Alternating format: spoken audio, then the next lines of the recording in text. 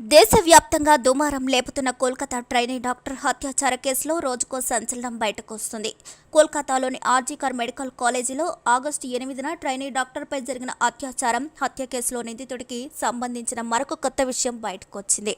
నిందితుడు సంజయ్కు వ్యభిచార గృహాలకు వెళ్లే అలవాటుందని, నేరం జరిగిన రోజు రాత్రి కోల్కతాలోని 2 వ్యభిచార గృహాలకు సంజయ్ రాయ్ వెళ్లినట్లు తెలుస్తుంది.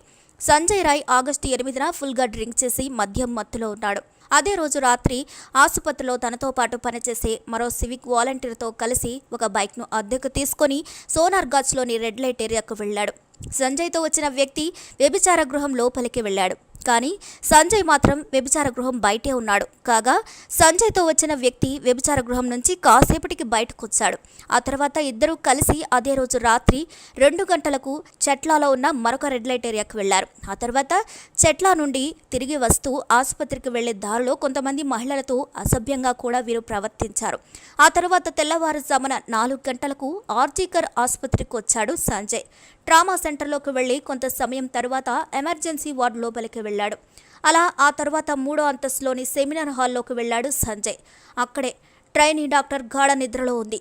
అలా నిద్ర మత్తులో ఉన్న ఆమెపై సంజయ్ దారుణానికి పాల్పడ్డాడు. ఆ తర్వాత ఏం తెలియని వాడిలా ఆసుపత్రి నుంచి బయలుదేరి సాల్ట్ లేక్లోని పోలీస్ బ్యానర్కు వెళ్లాడు సంజయ్. ఇక ఉదయం బాధితురాలు చనిపోయిన విషయం బయటకు వచ్చింది. ఆగస్టు 9న 10:53 ట్రైనీ డాక్టర్ తల్లికి చెప్పారు.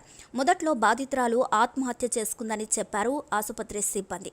ఆ తర్వాత ఇది హత్యగా తేలింది. అంతేకాదు, ట్రైనీ డాక్టర్ చనిపోయిన సెమినార్ హాల్లోకి నిందితుడు సంజయ్ రాయ్ వెళ్లినట్లు సీసీటీవీ ఫుటేజ్లో ఉండడంతో కోల్కతా పోలీసులు సంజయ్ను అరెస్ట్ చేశారు. దీనిపై దేశవ్యాప్తంగా తీవ్ర ఆందోళనలు ప్రజలు చేయడంతో కేసును సీబీఐకి అప్పగించారు. ఇప్పుడు ఈ కేసును దేశంలో సంచలనంగా నిలిచిన ఉన్నావ్, హత్రాస్ అత్యాచార కేసులకు దర్యాప్తు చేసిన 2 సీనియర్ సీబీఐ అధికారులకు అప్పగించారు. ఇక వీరి ట్రాక్ రికార్డ్ తెలిసిన ప్రజలు ఈ కేసులో కూడా ట్రైనీ డాక్టర్కు, ఆమె కుటుంబానికి న్యాయం జరుగుతుందని భావిస్తున్నారు. మరి ఈ వీడియోపై మీ అభిప్రాయాన్ని కూడా ఖచ్చితంగా కామెంట్ ద్వారా తెలియజేయండి. మరిన్ని అప్డేట్స్ కోసం మా ఛానల్ని లైక్ చేయండి, షేర్ చేయండి, సబ్స్క్రైబ్ చేయండి.